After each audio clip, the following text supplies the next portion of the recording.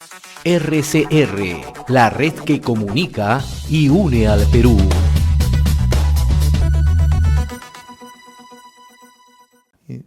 Queremos agradecerle, como siempre, la amabilidad que tiene con RCR, Red de Comunicación Regional. Doctor Tirso Vargas, qué gusto saludarlo. Gracias, como siempre, por atender esta comunicación a través de RCR, Red de Comunicación Regional. Muy amable. Gracias, y por intermedio, nuestros saludos también a todo el país, a la región de Puno. No son los mejores momentos quizás para poder decir buenos días, sobre todo aquí en la región de Puno, pero yo creo que esperemos que esto, de alguna manera, el transcurso del día vaya a mejorar acá la situación en la región de Puno. Usted es abogado, jurista, analista político y en su momento, si no corríjame, también ha sido representante por Puno ante el Parlamento Nacional, ¿no? ¿Qué salidas le encontramos a esta situación? Te voy a ser sincero, para mí, como abogado, yo creo que no hay una salida legal al tema, porque la población esperaba con su reclamo un adelanto de elecciones, y el proceso de un adelanto de elecciones ha sido ya en este caso incluso el día de ayer presentado al Congreso de la República, pero esto no ha servido de alguna manera para poder apaciguar las protestas de la población. Entonces, lo que en estos momentos estamos ante no una solución legal, sino diríamos a una solución política, y esa solución política tiene que ser evaluada a partir de la Presidenta de la República, el Congreso de la República y quizás también los ministros. En este momento lo que estamos viendo es que se está agudizando la situación aquí en la región de Puno. Las cosas, a partir del día de hoy, de las 0 horas, de las 4 de la mañana, se decreta un paro regional.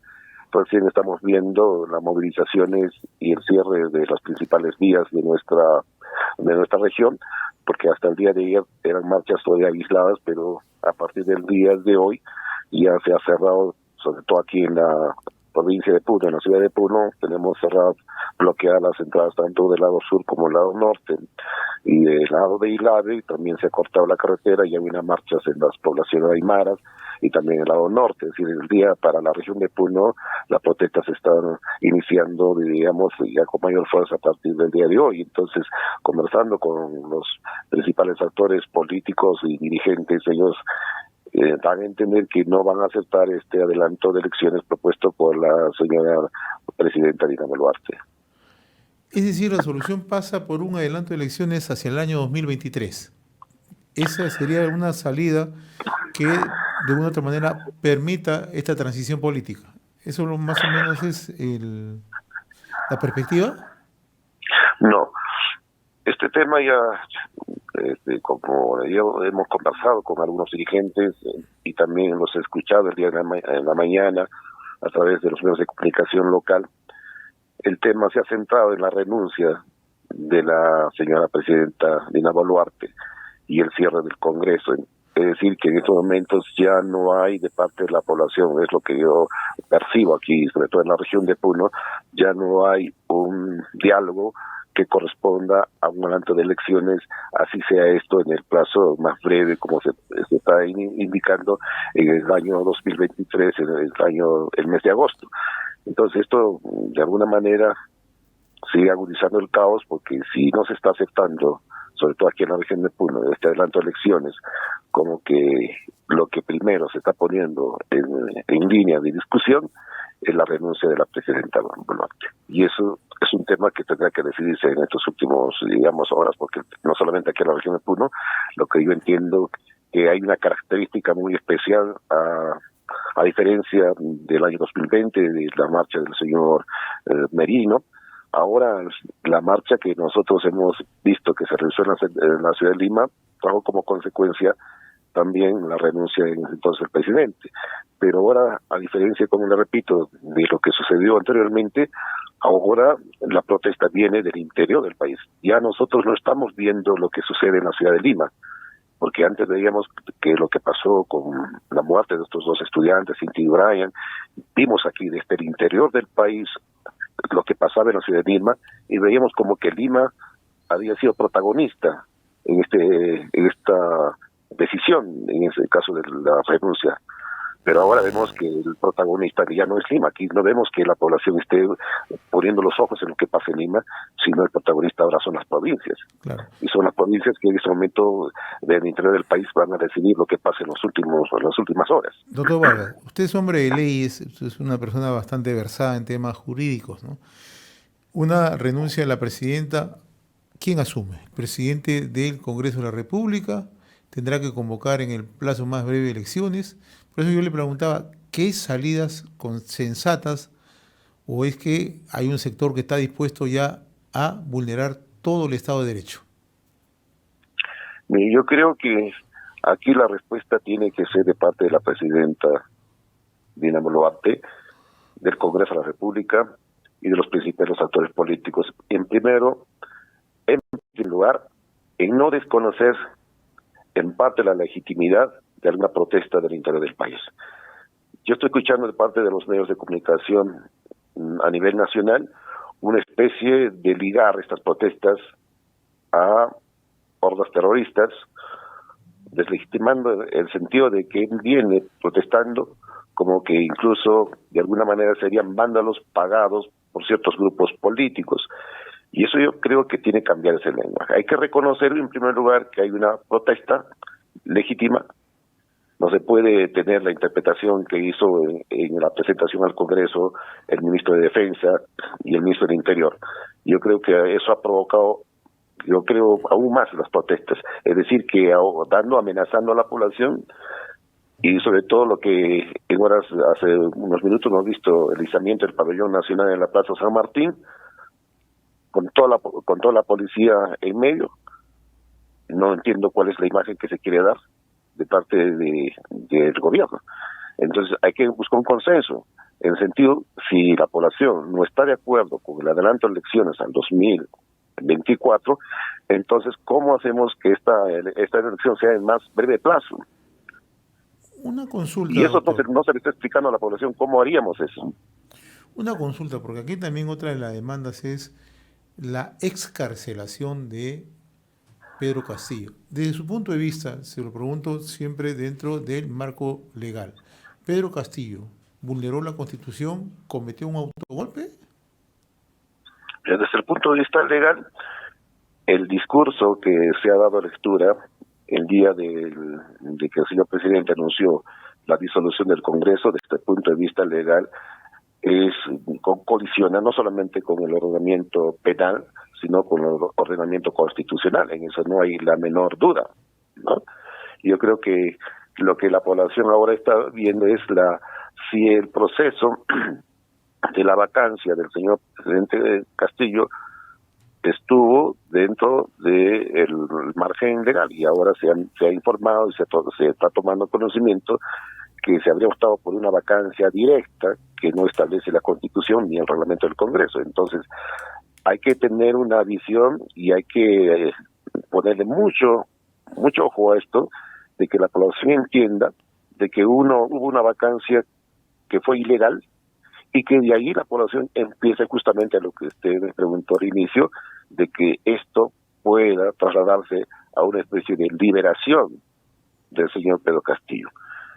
Entonces la lectura tiene que ser en ese sentido, que es lo que la población al interior del país está poniendo en debate. Primero, el adelanto de las elecciones, eso no está funcionando. No sé si esto funcionará si es que se pone en debate un adelanto más rápido. Ahora, si eso tampoco la población acepta, entonces ¿a dónde estamos yendo?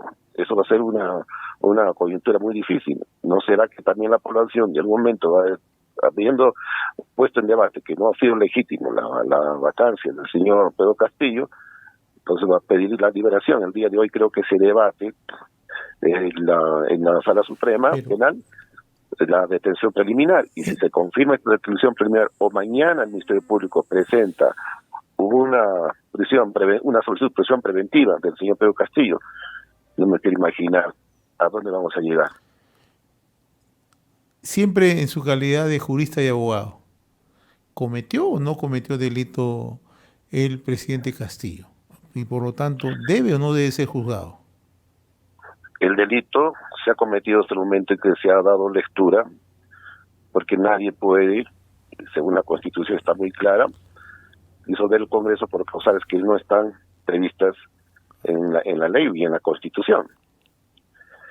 Entonces yo creo que ahora, a que si este delito se ha consumado o no se ha consumado, si constituye un delito de rebelión y que no se ha consumado porque no se ha levantado en armas la población, o no se ha cerrado las principales instituciones como es el Congreso de la República, el Ministerio Público, el Poder Judicial, el Tribunal Constitucional, que no han tenido en ningún momento paralización de sus actividades, esto ya va a ser, yo diría, un poco ya del proceso penal en si hay o no hay un grado de tentativa de este delito cometido y cuáles serían los alcances de la pena que se le daría al señor Pedro Castillo. Pero repito, ahora la discusión está en ese margen. Nos ha pasado la discusión en que el señor presidente del Castillo en algún momento tendría que ser liberado para poder de alguna forma que el proceso lo lleve de manera, digamos, con algunas restricciones, pero en libertad. Pero eso no sé hasta qué punto también eso va a convenir para que la población pueda tener otro punto de vista, porque ahora, repito, lo que se escucha ahora está avanzándose a un tema de la liberación del señor Pedro Castillo, y eso es muy preocupante. Claro, siempre en el marco del Estado de Derecho. O sea, liberar al Castillo, ¿qué significaría? Usted como hombre de leyes se lo pregunto. Primero, la parte de la población diríamos, ¿qué pasó entonces? ¿No se está sancionando como corresponde a quien cometió un delito? Claro.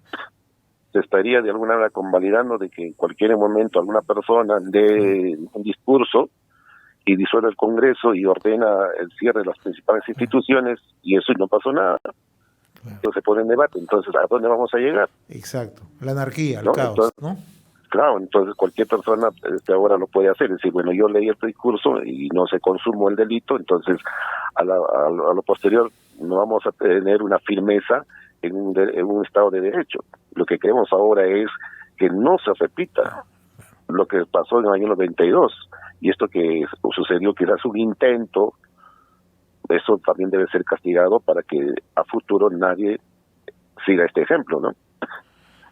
Y ahora, por un lado eso, y por el otro lado está que si el señor Pedro Castillo, en estos momentos, que ya está por culminar los 7 días de detención preliminar, se presenta una prisión preventiva, imagínense el escenario, como lo ha pedido su abogado, que sea presencial, ni siquiera por vía virtual, tenerlo presente al presidente Castillo, a su abogado, al Ministerio Público, y dictando 36 meses de prisión preventiva, siendo enmarrocado el presidente Castillo.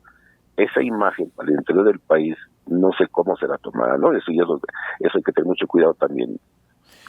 Sí, y en realidad a veces las posiciones de preferencia por tal o cual persona pueden llevarnos a lo que siempre hemos conversado con usted, ¿no? Eso significaría vulnerar ya la seguridad jurídica en el Perú, ¿no? Claro, yo creo que en estos momentos lo que ha venido sucediendo en nuestro país es que las normas no se están vulnerando solamente ahora con lo que ha pasado con el señor Pedro Castillo. El señor Pedro Castillo ya no es la persona para la región, sobre todo del interior del país, ya no es el señor Pedro Castillo comprometido con los actos de corrupción, que hay indicios fuertes respecto a este tema, que tenían que haber sido ya investigados, o deben ser investigados por el Ministerio Público y si corresponde por el Poder Judicial, pero la población ya no tiene esa visión. La población lo ha tomado como un símbolo en el sentido de que ya no importa lo que él haya hecho, o sea, un presidente investigado, sino como un símbolo de una catarsis, de una presión que tenía la población de tanto tiempo que ha venido sucediendo aquí en el país, el hecho de la ingobernabilidad. De un momento esto, bueno, estalló, ¿no? Y se convirtió en un símbolo, y no es incontrolable para mí la situación de lo que viene sucediendo en el interior del país. Y cada minuto en que estemos conversando, en que está pasando, yo creo que las cosas están empeorando cada día, cada hora, cada minuto. Muy bien, doctor Tirso Vargas, yo le agradezco la amabilidad de haber compartido esta comunicación con RCR de Comunicación Regional. Vamos a estar molestándolo estos días para ir analizando y mirando cómo se están desarrollando y cuál es la lectura, no solamente en Lima, sino, como siempre ha sido la característica de nuestro medio, la lectura que se da en el interior del país. Ha sido un gusto conversar con usted, doctor Vargas, muy gentil, ¿eh? Para mí también un gusto. Yo felicito la visión que ustedes siempre han tenido hacia el interior del país. Y para terminar, yo quiero sugerir mayor responsabilidad de los medios de comunicación de la capital.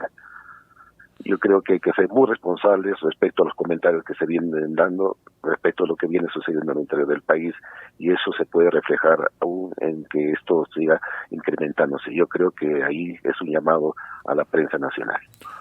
Muy amable, doctor Vargas, muy gentil, buen día. Conversábamos desde Puno con el doctor Tirso Vargas Vargas, él es abogado, jurista, analista político, en su momento ha sido representante en el Congreso de la República. RCR, la red que comunica y une al Perú.